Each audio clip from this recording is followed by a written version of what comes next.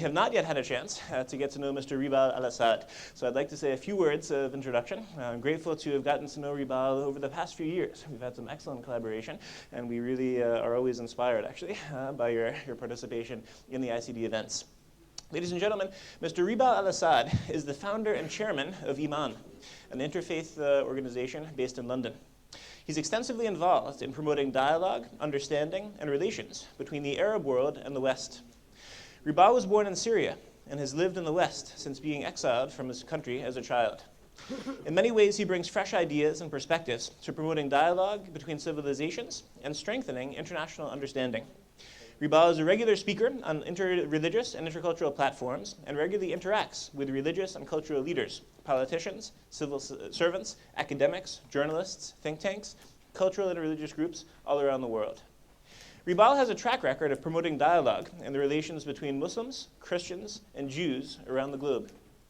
Over the last years, he has successfully been involved in helping to tackle interreligious and intra-religious conflict and violence in Lebanon. One of his notable achievements was to help facilitate a rapprochement between the Alawites and the Sunni Muslims in northern Lebanon. Ribal is also the founder and director of the Organization for Democracy and Freedom in Syria, and chairman of the Arab News Network, satellite television channel, which broadcasts throughout Europe, the Middle East, and North Africa, promoting democracy, freedom, and peace in the Middle East. Ribal initially studied politics at Boston University, and he's fluent in Arabic, English, French, and Spanish.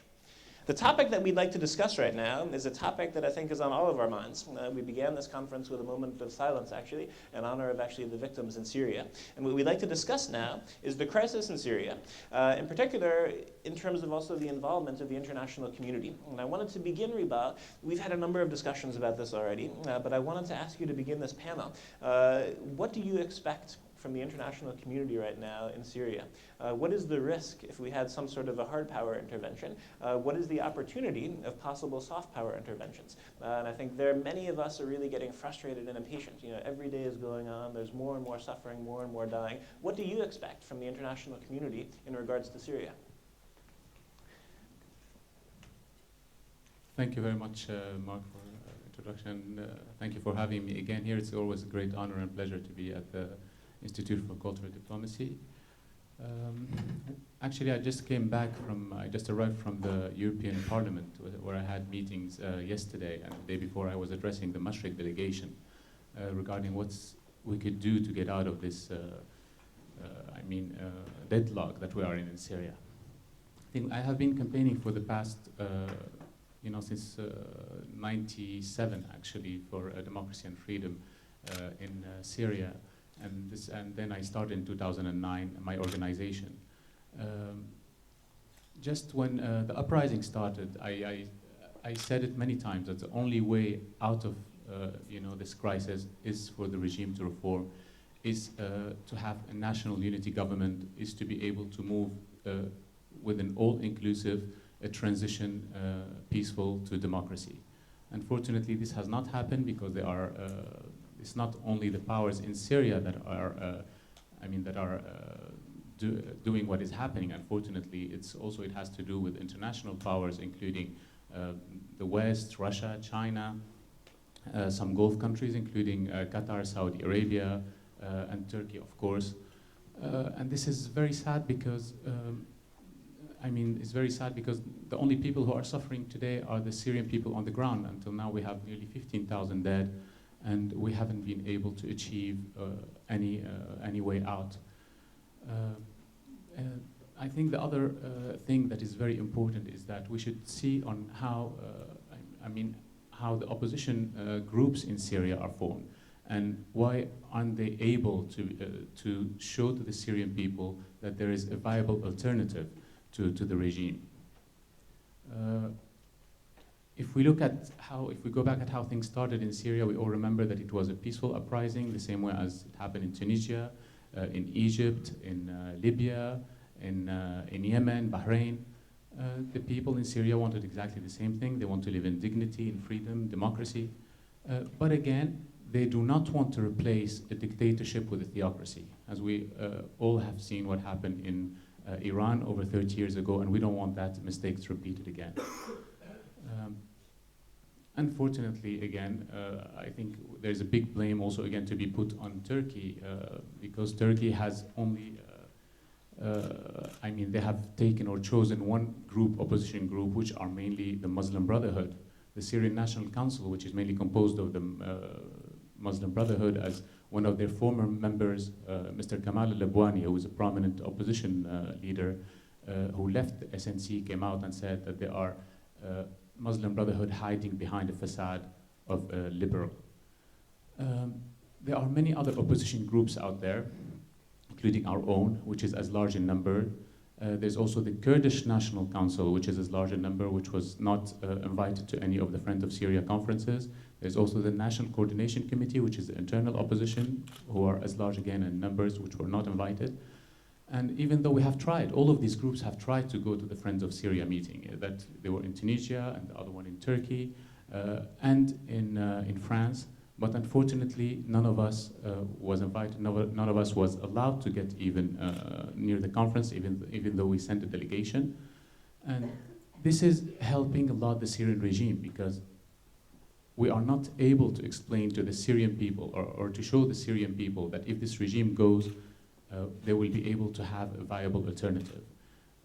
When Ms. Hillary Clinton comes out and says we want an all-inclusive transition, peaceful to democracy, and then William Hague says the same.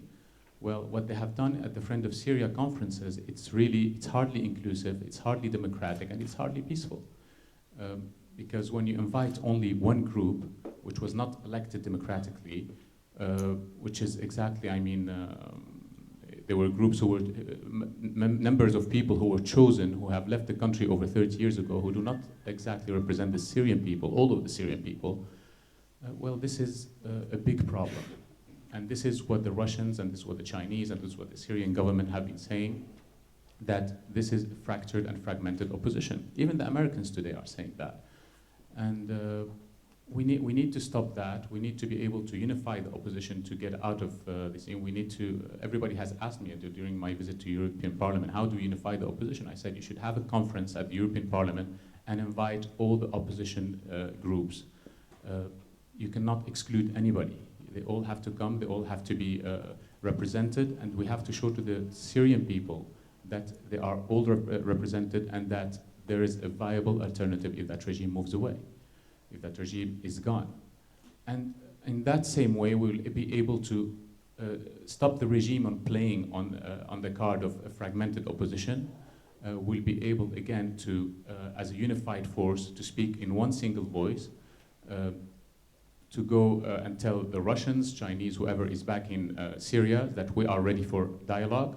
We know very well that the Syrian regime is not really ready for dialogue, but they're trying to use it as an excuse. So we have to play at their own games. We have to use that against them. And I think that once we go into a dialogue, we will elect them. It will be a peaceful and transitional change, an all-inclusive peaceful and transitional change. Because we cannot forget that there are many minorities in Syria. 45% to 50% make up the minorities of Syria. We have the Christians, the Alawites, the Shias, the Druze, the Turkmen, Kurds, Carcasians, Shias, Ismailis. And we cannot forget that. It's not only what you read in the news, there's 12% Christians and 10% Alawites, which is completely not correct. And those even surveys were done, I think, before the 50s, because the Ba'ath Party forbids having any surveys regarding, religion, ethnic groups, or other than that. So we have today to move forward. I think that's the only solution out, because today, as we have seen lately, there's Russia has sold the latest systems for the surface-to-air missiles, surface-to-sea missiles, over 3 million gas masks, and there is great tensions even between China and the West, between China and the United States and NATO. And this is leading to nowhere. People are not understanding that this is not only a Syrian problem, but this is a regional and international problem.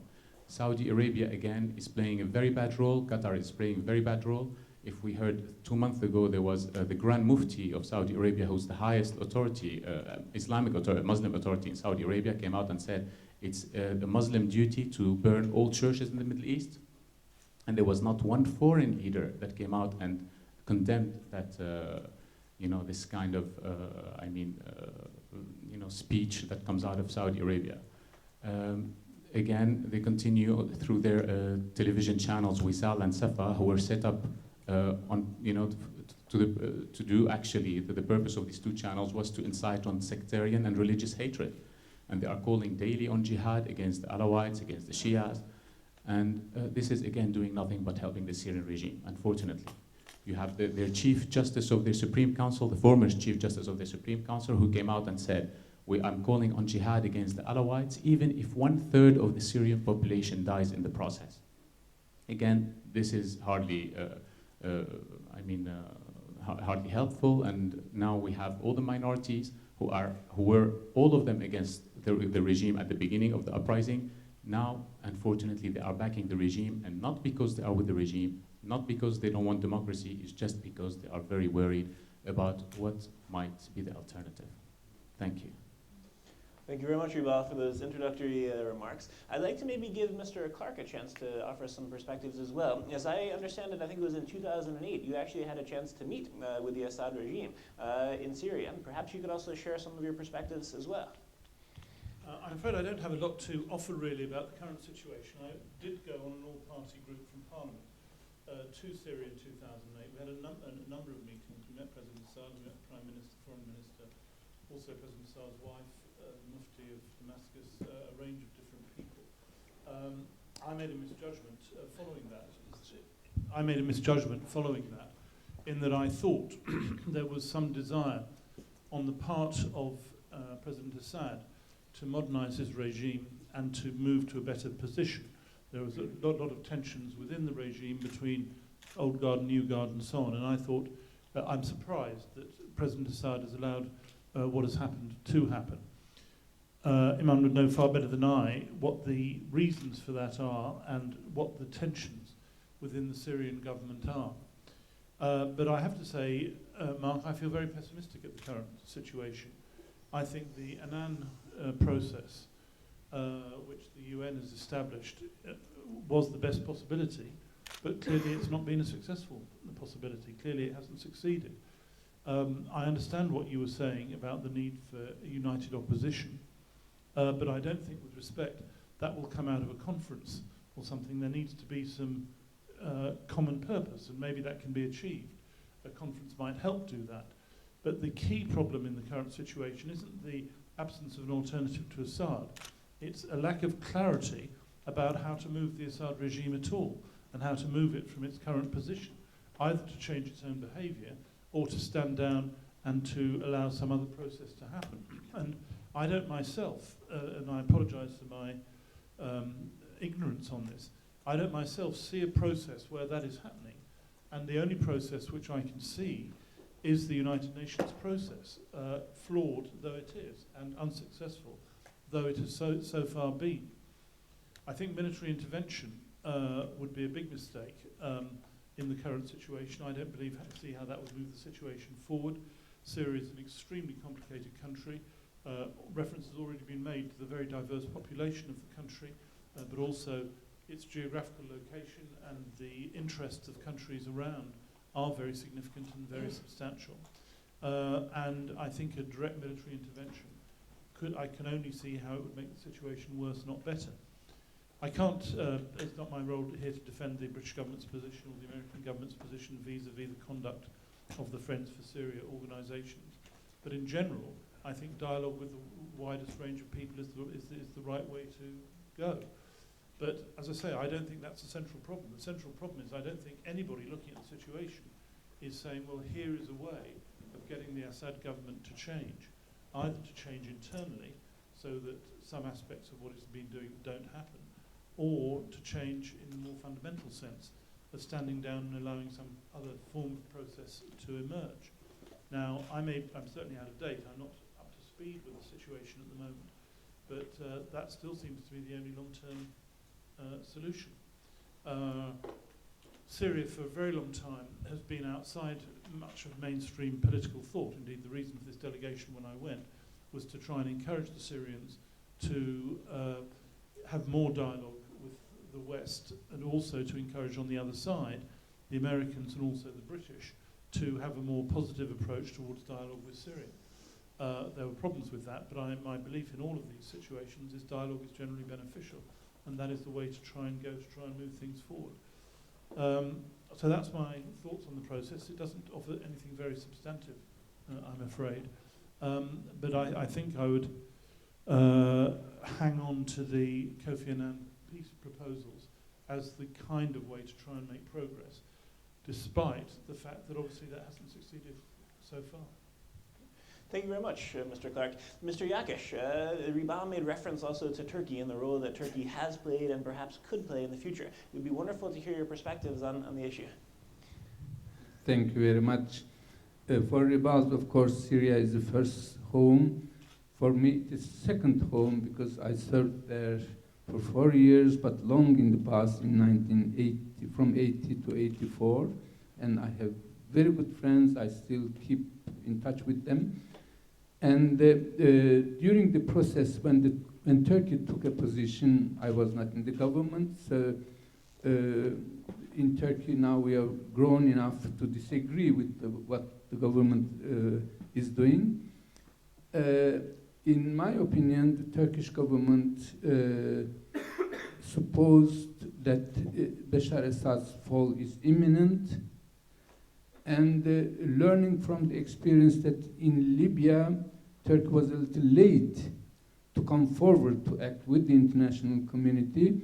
This time, Turkish government in Syria wanted to go ahead and burn the ships with the regime too soon, and lost the leverage or the positive role that it could play in the solution of the Syrian problem.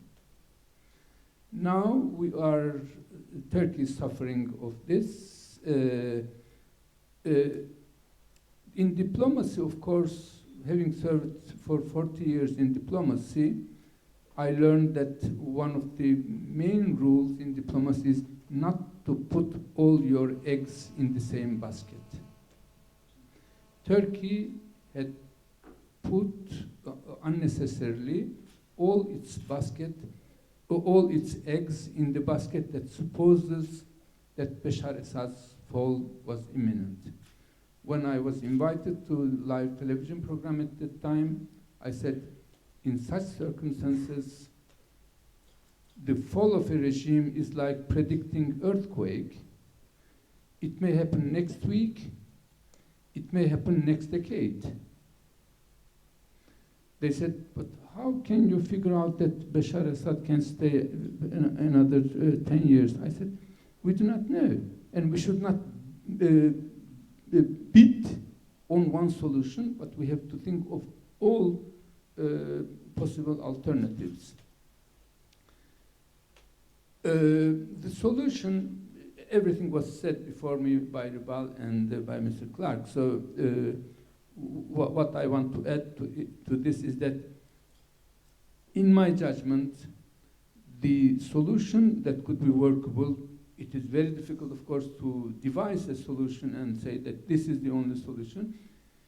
But still, I believe that the solution that may work to a certain extent is a solution that will make Bashar Assad part of the solution rather than part of the problem. One way or another, it has to be involved. Bashar Assad, the present regime, has to be involved in the solution. Why do I say so?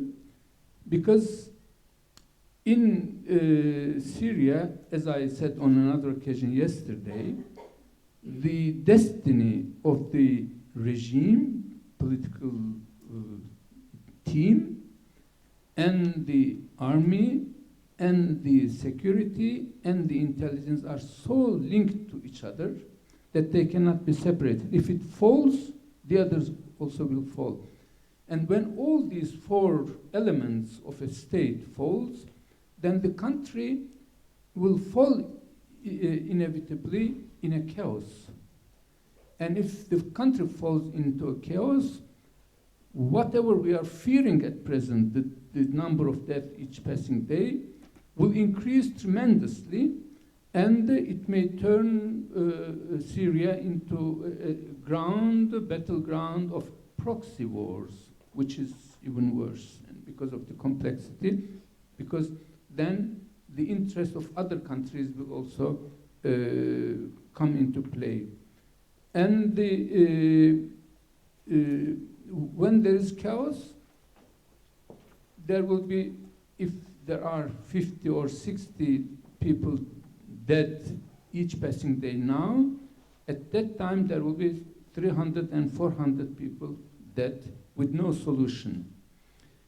And my feeling of, my understanding of the attitude of many countries, part of the international community, with the exception of China and Russia, is that they believe that let's bring down the regime, and what will happen, we will discuss it later. This is not the solution. Because we risk to push the country into a chaos with all incalculable consequences. Military intervention is not a solution. And for the military intervention, international legitimacy is necessary if we are not going to diverge or to ignore the established rules in the international relations. International legitimacy is necessary, and international legitimacy means UN Security Council decision. And as long as Russia and China are there, I don't think that the Security Council will take a decision to allow military intervention. And of course, if Syria turns to become a battleground of the proxy war, then it is the worst scenario that I can think of. Thank you. Ribal, would you like to respond? Actually, I agree fully with Mr. Yakis, and I would like to add just when the international community backed the Annan Plan a week before the Friend of Syria conference in Turkey. Just a week later, after everyone said we are with the Annan Plan, we backed the Annan Plan, a week later, they, at the Friend of Syria meeting, they agreed to have a fund to fund the Free Syrian Army, which goes completely against the Annan Plan. I mean, how could we say we backed the Annan Plan, which talks about dialogue, about stopping violence from all sides, and then giving funds, and salaries to the Free Syrian Army, and agreeing to give, the United States agreed, I think, to give 20 million in night vision, night goggles, and other communication equipment, which I'm sure it's not used for any peaceful purposes. This has encouraged a lot foreign fighters, again, to come into Syria. US Head of Intelligence James Clapper said that now we have Al-Qaeda people in Syria.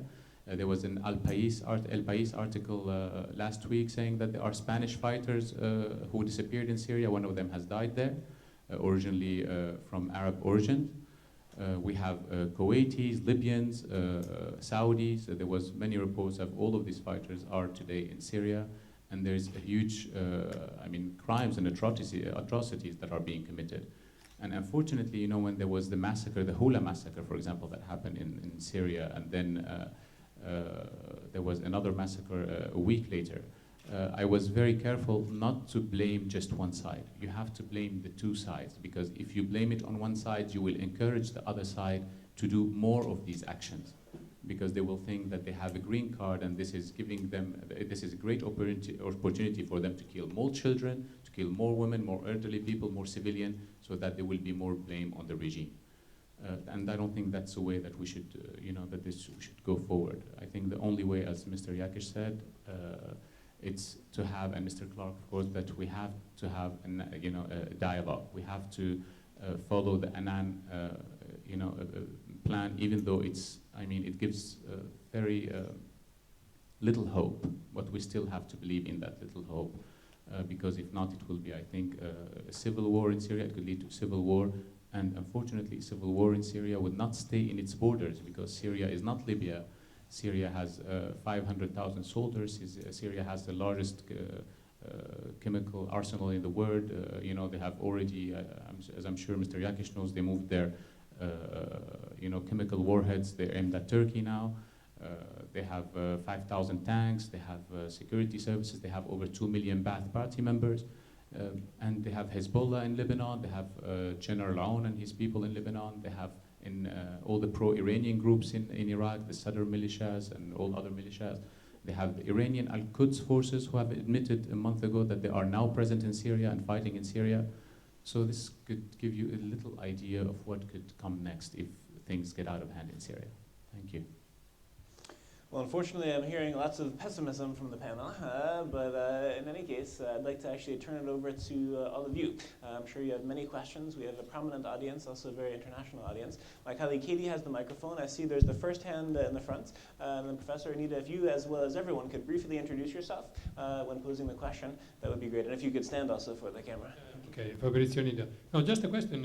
I didn't understand whether the army, the Syrian army, could play a role similar to the role that we had in Libya and in Egypt. So something that manages to go to perform as a cushion between one falling regime and the Muslim brothers. I think it's very difficult because the Syrian army, as I said, Libya didn't have really an army. They had small groups. They had over 30,000 soldiers, all divided into different fractions. But Syria, it has 500,000 army, and it's, you know, in Syria it's different. As you have seen in Libya, even in Libya, yes, Gaddafi is gone. But what do we have today? We have complete chaos. The prime minister, member of he's from the NTC, and he was attacked 2 months ago in his own office. Last week, there was a convoy coming from Malta. Rebels arrested the convoy and took out the delegation. They told them to get out of their cars, and they took the cars away from the government. It's really a state of chaos today in Libya. The fights continues. The British ambassador's convoy got attacked in Libya. So there's not really a state of security. As you have seen, they gave, as soon as the regime collapsed, now Islamists are in full strength in Libya. In Tunisia, the same. In Egypt, unfortunately, it's the same. But Syria is very different because it's not, as I said, half of the Syrian people come from minorities. And again, the other half are not Islamist at all. As you have seen, Damascus and Aleppo, who are the two largest cities in Syria. And in Damascus alone, there is 6.5 million people living in Damascus, 5 million in Aleppo. This is half of the Syrian population living in these two cities. And these two cities have not risen against the government. Nobody asked themselves why. Because these two cities are exactly like Beirut. People are merchants, businessmen, and others, and they refuse to have an Islamic regime. They want and they yearn for democracy, but they certainly don't want to change, the actual regime for a sheikh or a mullah that has been promoted by Saudi Arabia on TV, for example, or which they certainly don't want to see that, and it's not very encouraging for the army neither. I hope it answered your question.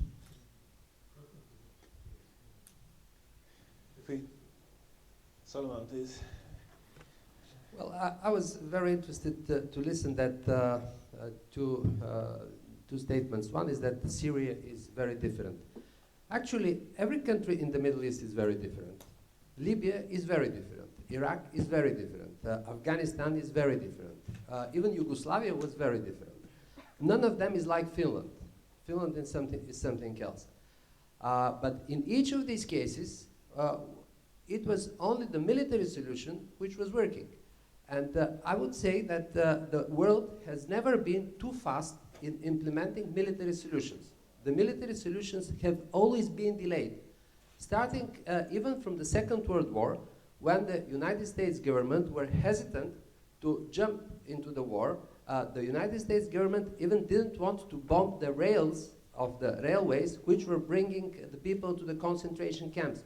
They did not want to provoke Hitler. They were expecting Hitler to become part of the solution.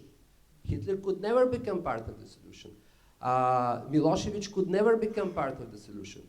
Saddam Hussein could never become part of the solution. Gaddafi could never become part of the solution. President Assad was part of the solution for 40 years now. He cannot be 40 more years part of the solution. His time is over. And that's why, with all complications, I had the opportunity to visit Syria in my ministerial incarnation. I visited Assad and other people there, and Bulgaria has excellent relations with Syria since communist times, when dozens and thousands of Syrian students were educated in Bulgaria. That's why there is some very friendly relationship between the peoples. But with all my due respect to the complexity of the situation, frankly speaking, the military solution is the one that may offer something, may offer perspective. I do not say that it gives immediate answer to all questions, but at least gives the beginning of giving the answer to the situation.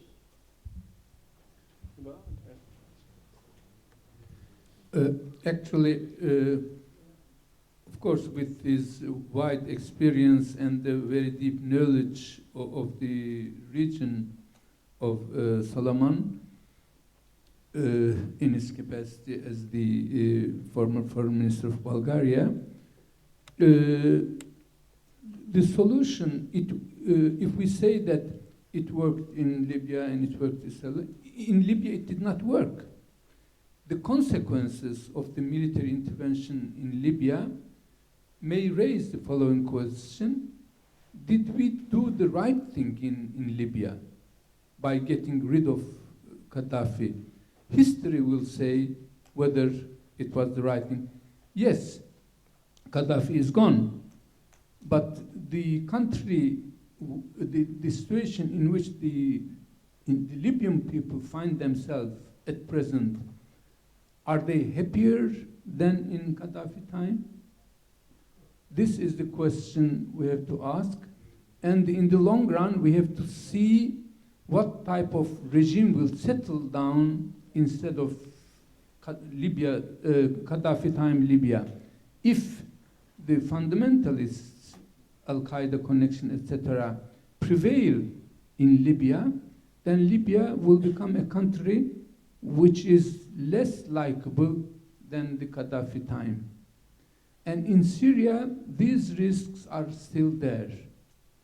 Because when you provide weapons to the opposition, the ones who have more financial means will, the weapons will end up in their hand ultimately. Because in a turmoil, the weapon that you provide to one person, if he has no obligation to keep this weapon, he may sell it at a reasonable price to another one, and those who will be able to pay for it are Al-Qaeda connection people. So we may produce another Syria where fundamentalism is establishing itself and taking root. This is the risk. Thank you. Raised a very important question, very important and very interesting philosophical question. Is the Libyan people today happier than before? Let me raise the same question about Bulgaria. Is the Bulgarian people today happier than 25 years ago when we were living during the communism? Ask the Bulgarian people and the answer will be no. Today we're not happier because we have number of other problems to solve. We had the comfort of not making decisions during the communism, which was guaranteeing more or less some type of living. Is this a criterion for us to return the previous dictatorship? No, it is not. Because when you raise this question, are you happier today? The people always compare what they have with what they want, and not what they have with what they had before. So the Libyan people will not be happier, I'm sure. Maybe the people in Afghanistan are not happier, but today we have a much better Afghanistan than we had 15 years ago. If I could say just a word in response to Mr. Sassi, great pleasure meeting you, sir.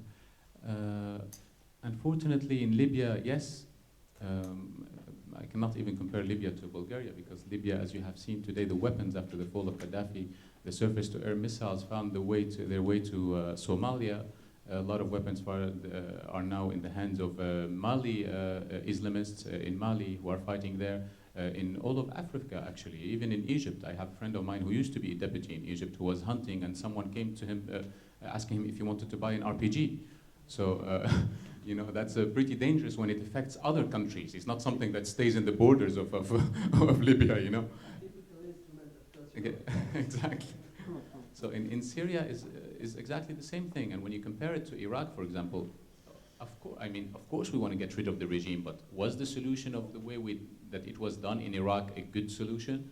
You know, we got rid of Saddam, 1 million people died, over, I think, 4 million are refugees, which 1.5 million of them are in Syria today, which actually are a part of the main crisis that happened in Syria, economic crisis and other crises that happen in Syria. I mean, I'm sure there was other ways to get rid of Saddam Hussein. There was other ways, for example, by not telling the armies or the Ba'ath Party that they are dismantled and they have to go home, which are entered today because Saddam Hussein died. And we can see 10 years later, people are still fighting in Iraq. People are still bombing in Iraq. People are still getting killed and kidnapped in Iraq. And it's still a danger. And now that the American troops have withdrawn from Iraq, who controls Iraq? It's the Iranians, the pro-Mullah regime. Is that the solution that we want in these countries? It's even become more dangerous. Today in Afghanistan, the Americans are going to withdraw from Afghanistan, and guess what? After all these years, now Taliban has opened an office in Qatar. You know, I mean, why did we have to go through all these wars and spend? Apparently, the U.S. spends $2 billion a week in Afghanistan. I'm sure $2 billion a week they could have given just 1 week to the Taliban, and they would have, from the start, saying, "Take Bin Laden and take those guys and get out of here." You know. This is why I always say there are different, we want to get rid of these regimes, but there are different ways of getting rid of them.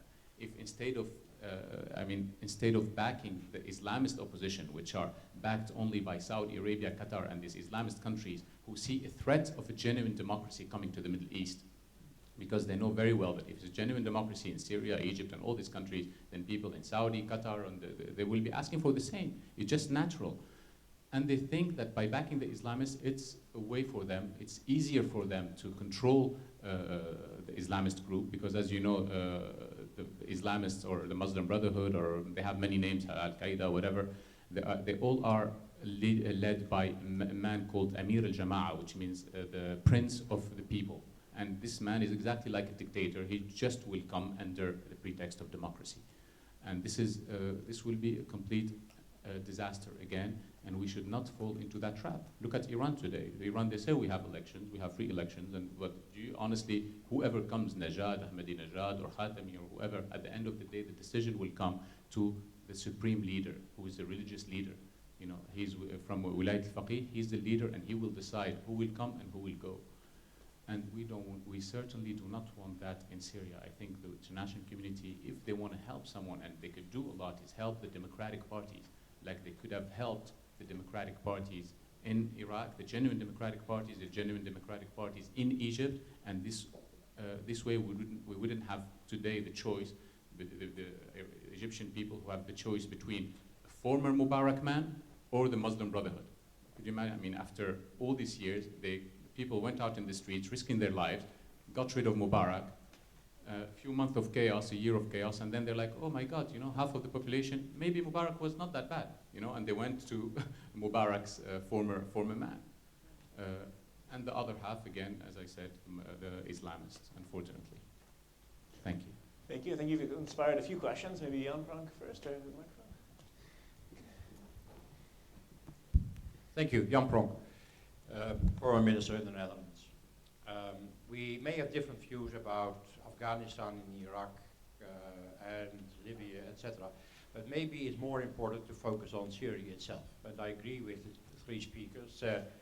Caution is necessary in order to avoid, the word has been mentioned, chaos, escalation of violence, proxy wars, whatsoever. You have asked, rightly so, for unification of all opposition groups in a more or less political, non-violent manner. I agree with that. I think it's not enough. You also need unification of the international community, because that's the other side of the coin. And what we see at the moment is a major fight, I would say, between the big parties within the P5. I'm quite puzzled about the way in which the Russians and the Americans at the moment are disagreeing about something which is extremely dangerous in the region, with major consequences maybe for the region as a whole and even for world peace. And then there are also a number of other countries which you have mentioned with all different interests.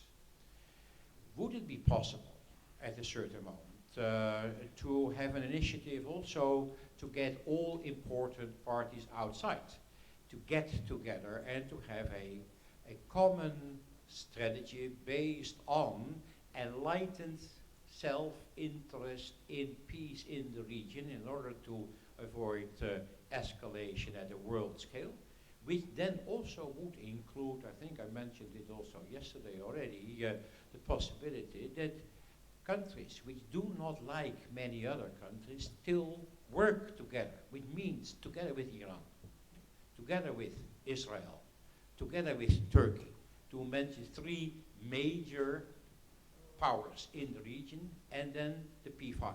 Because I do not think that it will be possible to have a common international position if one or two of those powers still stays outside the solution. You need unification in a political way within Syria, which also makes it possible then to have strong talks with the regime and all the powers around the regime, but it only will be possible if the regime and the opposition parties understand that there is a common view for a long time to be between Russia, the US, Europe perhaps, but that is perhaps less important, and Turkey, Israel, and Iran. But it would imply that countries would, like I said yesterday, jump across their own shadow and put some of their other differences aside in the interest of world peace.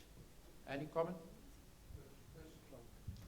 I think Russia is trying to do this at present. There were other initiatives, but the one which is closest to your suggestion is the initiative taken by Russia.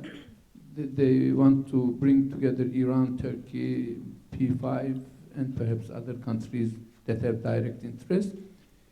Would it work when they bringing this country together is one thing, producing a decision after the meeting is something else. Whether they will be able to come up with something concrete, then it remains to be seen. Thank you. Yes, I think, of course it's possible, but before doing all of that, we need to unify the Syrian opposition because it's the basis of the Annan plan. And it's basis of what Russia is proposing also, that there has to be dialogue between this regime and between the opposition. But what kind of opposition? You are leaving an excuse to the Syrian regime to always say, but what kind of opposition are we going to talk to? They can't even agree between themselves, you know? And which is true, unfortunately, the Syrian regime has played a very smart game at dividing the opposition, and this is why the only people that could unify them is the international community. I mean, they could be easily in a conference which could lead, as Mr. Clarke said, that it could lead to having them first in a room, letting them agree to the